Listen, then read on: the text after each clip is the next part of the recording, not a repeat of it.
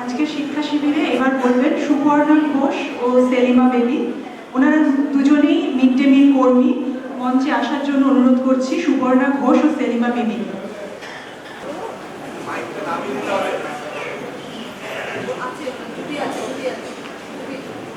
নমস্কার সবাইকে, আমার অভিনন্দন শুভেচ্ছা জানিয়ে আমি সুপর্ণা ঘোষ মিড ডে মিলের সাধারণ কর্মী। আমি কিছু বলতে এসেছি অভয়া মঞ্চে দাঁড়িয়ে, যেখান থেকে আমার কোনো ভয় থাকবে না। আমি নির্ভয়ে সবাইকে জানাতে পারবো যে আমাদের অসুবিধাটার কথা আমরা জানাতে পারবো, বলতে পারবো এবং সবাই আমরা একসঙ্গে গর্জে উঠব।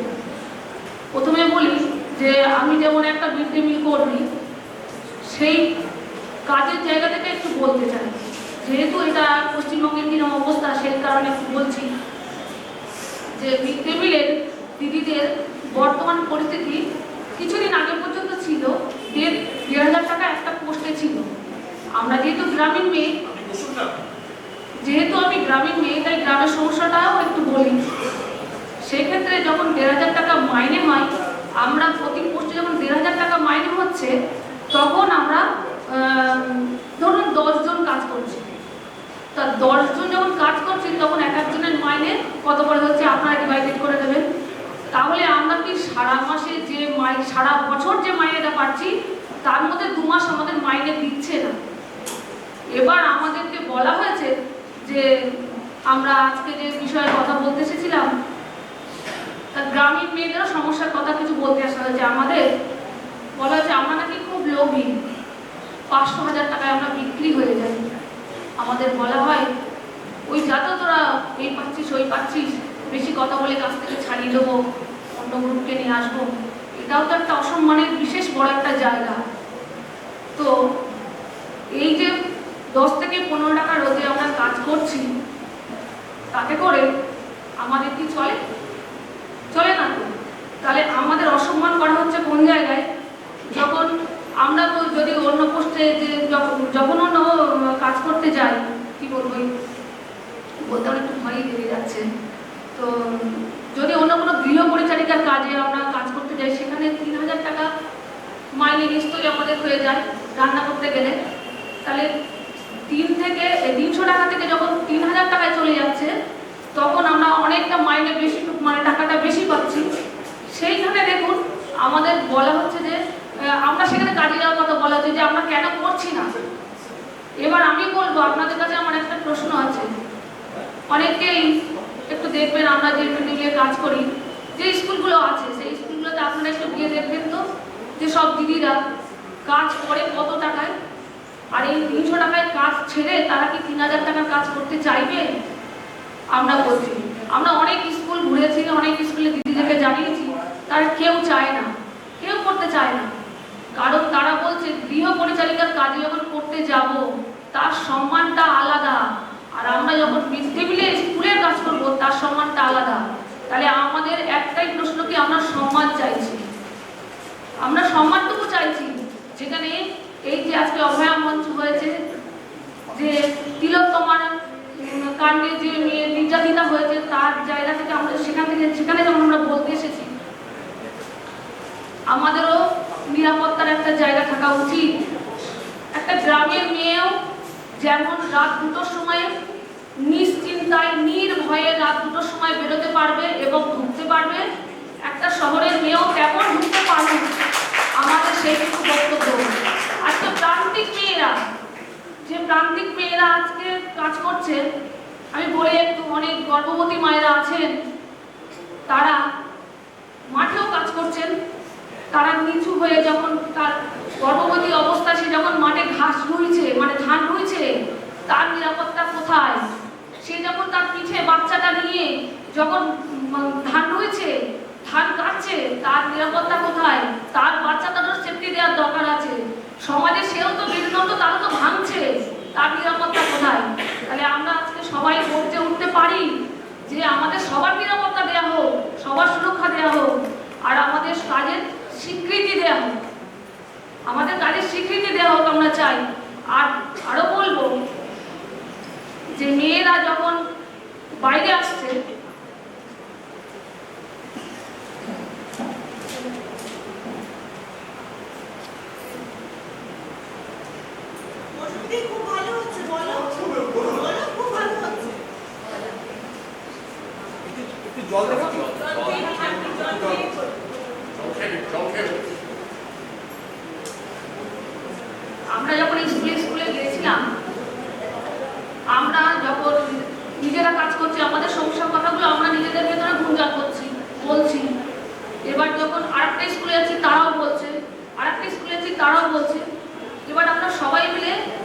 একসঙ্গে সংগঠিত হয়ে আমাদের কিছু দাদা দিদিরা আমাদের সঙ্গে সাপোর্ট দিয়েছিলেন, তারা সাহস দিয়েছিলেন যে তোমরা এগিয়ে এসো, আমরা তোমাদের সঙ্গে আছি। এই করে আমরা একটা সংগঠন তৈরি করি। সংগঠন তৈরি করে আমাদের পাশের ব্লকে যাই, তারপরে জেলায় যাই। আজকে ধর্মতলার মঞ্চে আমরা স্তব্ধ করে দিই যে আমাদের দাবি দাওয়াগুলো নিয়ে, আমাদের নিরাপত্তা কোথায়, আমাদের মেয়েদের সুরক্ষিত কোথায়, আমাদের সন্তানদের সুরক্ষিত কোথায়। এবং শুধু আমাদের নিজেদের জন্যও যাইনি, শুধু আমাদের বাচ্চাদের জন্য গিয়েছি। আজকে ভারতবর্ষে প্রত্যেকটা মায়েরা যেমন মানে অসুরক্ষিত আছে, তেমন বাচ্চারাও অপুষ্ট আছে। আমরা যতটুকু জানি তারা অপুষ্ট আছে। সেই অপুষ্টদের যে পুষ্ট দেওয়ার জন্য আমরা যে কর্মটা করি, যে কাজটা করি, তাদেরকে বেশি অবহেলা করা হচ্ছে, আর সেই বাচ্চাদের প্রতি খেয়াল রাখছে না। আমরা বলতে চাই, বাচ্চারা যদি সমাজের মেরুদণ্ড, ভবিষ্যতের মেরুদণ্ড, তারা যদি ভবিষ্যতে না শক্ত হয়ে দাঁড়ায়, তাহলে আগামী দিন তো ভবিষ্যৎ তো ভেঙে পড়বে।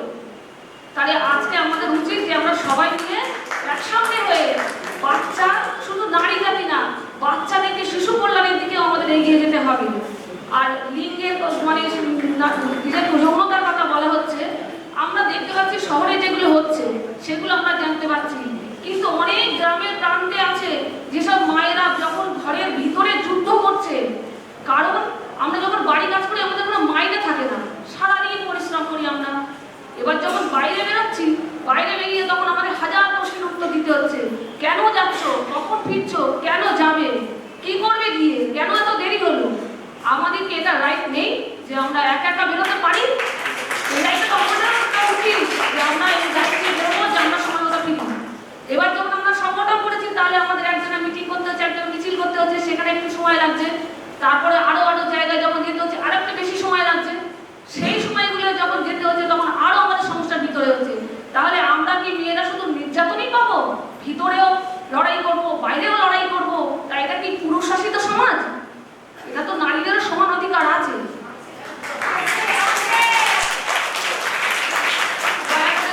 আমার পুরুষ দাদারা যেমন যে আছেন, তাদেরকে আমি ক্ষমা চেয়ে বলছি, আমি তাদেরকে শুধু বলছি না, কারণ অনেক পুরুষরা আছে যারা মেয়েদের নির্যাতন করে, আমাদের বাড়িতেই আছে। যেমন আমার পাশে দিন একটা আদিবাসী মেয়ে, সে 17 বছরে বিয়ে করেছে, 18 বছরে মা হয়েছে। বিশ্বাস করবেন না, তার প্রথম সন্তান তার মেয়ে হয়েছে বলে তার শ্বশুর বাড়ি থেকে কেউ দেখতেও আসেনি, হসপিটালেও আসেনি। আমরা গিয়ে আমার গ্রামের কিছু বউদের নিয়ে গিয়ে, মেয়েদের নিয়ে গিয়ে সেখান থেকে তারা হসপিটাল থেকে উদ্ধার করি, বাড়িতে নিয়ে আসি।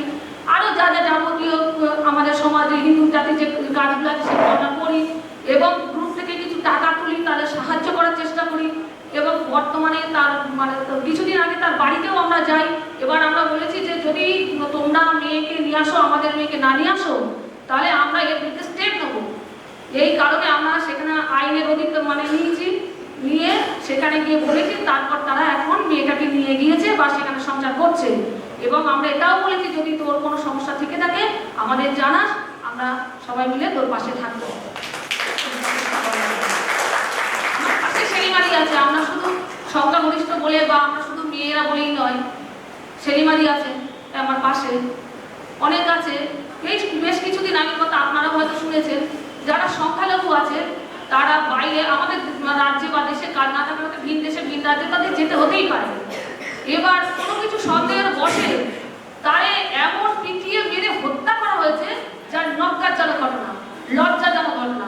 এটাও বলবো, সে তো কর্মসূত্রে বাইরে গিয়েছে, পেটের দায়ে বাইরে গিয়েছে, তাহলে তারা কেন এইভাবে মানে হত্যার শিকার হবে? তাকে এখানে কেন মেরে ফেলা হবে? এটাও তো অধিকারের মধ্যেই পড়ে, তারও অধিকার পড়ে। এরপরে আমি আর বেশি কিছু বলতে পারবো না।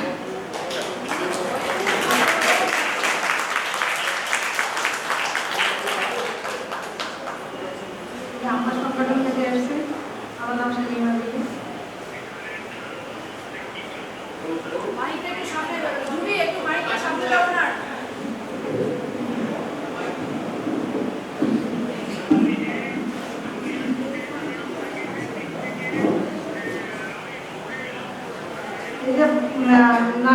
মেয়েদের যে সম্মান, মেয়েদের সম্মান কি থেকে শুরু করবো বলতে পারছি না। মানে কোনো জায়গায় তো আমাদের সম্মান নেই। ওরা আমরা যে মিড ডে মিল করবি, আমাদের যে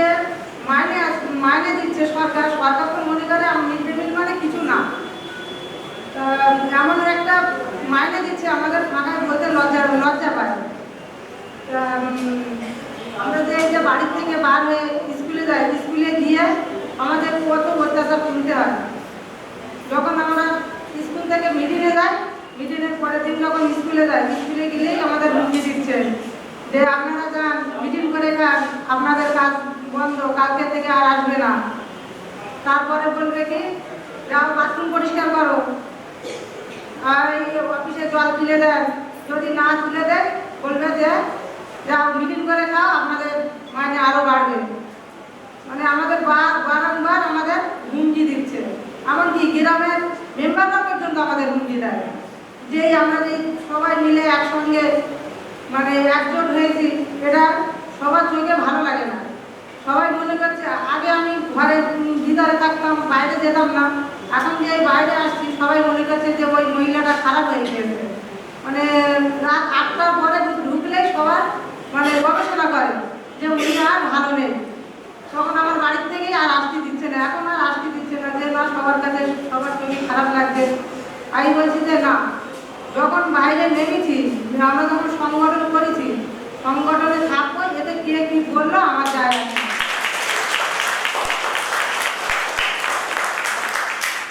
আমাদের মিটিংয়ে যখন কোনো একটা মিটিং হয়, মিটিংয়ে যখন আমরা থাকি, তখন কোনো মানে গার্জেনরা বলে যে মিড ডে মিল মায়েদের মিড ডে মিল দিচ্ছে, মিড ডে মিল তো সব বাড়ি নিয়ে যাচ্ছে, তা মিড ডে মিল ওরা বাচ্চাদের কী খেতে দিচ্ছে। তা বাড়িতে তখন আমি উঠে দাঁড়িয়ে বলছি যে একটা বাচ্চা যদি 5 টাকা 45 পয়সা হয়, তাহলে তার আমরা কি ছেলেরা যা দিচ্ছে তাই আমরা দিচ্ছি, এর থেকে আমাদের কি অনেক দিচ্ছে তা না। তো তখন গার্জেনরা বলছে আমরা তো দেখতে পাচ্ছি আপনারা নিয়ে যাচ্ছেন। আমরা বলছি না, আমাদের যতটুকু বাচ্চাদের দেওয়া ততটুকু দিচ্ছি, সরকার তো দিচ্ছে সামান্য পরিমাণের, তা আমরা বাচ্চাদের কত করবো। একটা গার্জেনের সঙ্গে এই যে আমাদের খুব ঝামেলা হয়। ঝামেলার পরে আমাদের গ্রামের মেম্বাররা গিয়ে আমাকে হুমকি দিচ্ছে যে আপনি বিশাল বাড়াবাড়ি করছেন, আপনাকে আমাদের স্কুল থেকে বার করে দেবো। আমি যে আপনি পারলেন দেবে, আপনার যদি ক্ষমতা থাকে আমাকে বার করে দেন। তা বলছে না, আপনি বড় বড় বলছেন। না, আমি আগে হয়তো কিছু জানতাম না, এখন আমার পাশে দিদি আছে, দাদা আছে, অনেক কিছু আমি বুঝে গেছি, আর আমরা মুখ বন্ধ করে থাকবো না। তাই তখন আমার মানে হেডমাস্টার আমাকে ডেকে বলছে যে আপনার নামে মানে অবজেকশন আছে। আমি বলছি স্যার আমি তো কোনো অন্যায় কাজ করিনি, অবজেকশন কী হয়েছে, আমি কি এমন অন্যায় করেছি যে আমার নামে অবজেকশন। বলছে আপনি সব জায়গায় মুখ খুলছেন, আপনি সবসময় এখানে ওখানে মিটিং নিয়ে যাচ্ছেন সব মায়েদের। আমি বলছি এটা আমাদের মানে আমরা সংগঠন করেছি, আমাদের মিটিং হবে, মিছিল হবে, আমরা সব জায়গায় যাবো। আমাদের যে মাইনে যে সামান্য পরিমাণে মাইনে দিচ্ছে সরকারের কাছে, সরকার তো সহজে দিচ্ছে না। আমরা দেখি মিটিং করে মিছিল করে যদি সরকার দেয়, সরকার মাঝে করে দিয়েছে 500 টাকা ভিক্ষা দিয়েছে আমাদের মনে করছে ওরা ভিক্ষারি, আমাদের 500 টাকা ভিক্ষা দিয়েছে। তা আমরা চাইনি যে 500 টাকা বিনিময়ে আমরা ভিক্ষা চাইনি, আমাদের মানে কি বলে আমাদের সম্মানটুকু নিতে চাই। সব জায়গায় যেন আমরা সম্মান পাই, বাড়ি বলো, গ্রামে বলো, স্কুলে বলো, যেন আমরা যখন ইচ্ছা বাইরে যেতে পারি, যখন ইচ্ছা বাড়ি ঢুকতে পারি, কেউ যেন আমাদের নামে কোনো কথা না বলতে পারে। এইটুকু বলে আমার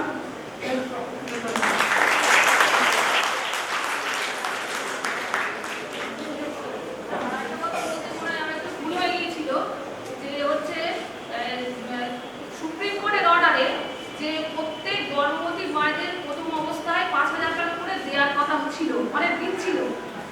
এখন সেইটা মানে 6,000 টাকায় বাড়লেও এখন আর কোনো মায়েরা সামান্য এই যে 6,000 টাকাটা হচ্ছে সেটাও দেয় না।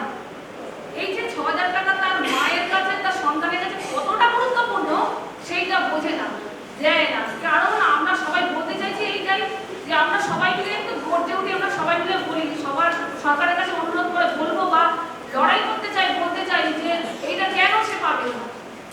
আবার কিছুদিন আগে আমাদের যে একটা আমরা সংগঠন করেছি, তার যে লড়াই ছিল, মিছিল হয়েছিল, মিছিল থেকে এক দিদি বাড়ি ফিরেছে, একটু দেরি হওয়ার কারণে তারে ঘুষি মেরে নাক ফাটিয়ে দিয়েছে দিদি, মাথা সামনে।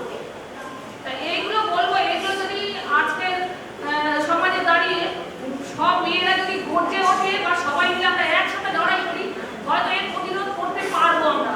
আর একদিন এই সমাজের পরিচালনা মেয়েরাই করবে, আর এই সমাজের রাজতন্ত্র মেয়েরাই করবে। এইটাই আমার একমাত্র আমাদের সবার লক্ষ্য হবে। সুবর্ণাদি লাস্ট যে কথাটা বলেছেন, আমি শুধু ঘটনাটা কমপ্লিট করে দিই, যে কারণে উনি বললেন নাক ফাটিয়ে দেওয়ার ঘটনা।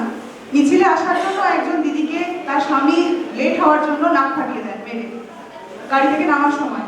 তো তারপরের দিন ওই অঞ্চলের যত মিড ডে মিল কর্মীরা আছে তারা সবাই মিলে নিজেরা বিচার ডেকে, ওই স্বামীকে ডেকে, আশপাশের লোকজনকে ডেকে, দোকানদারদের ডেকে ওই স্বামীকে সবার সামনে ক্ষমা স্বীকার করার, এবং এখনো তিনি ওই সম্মানের সঙ্গে তিনি কল করবেন।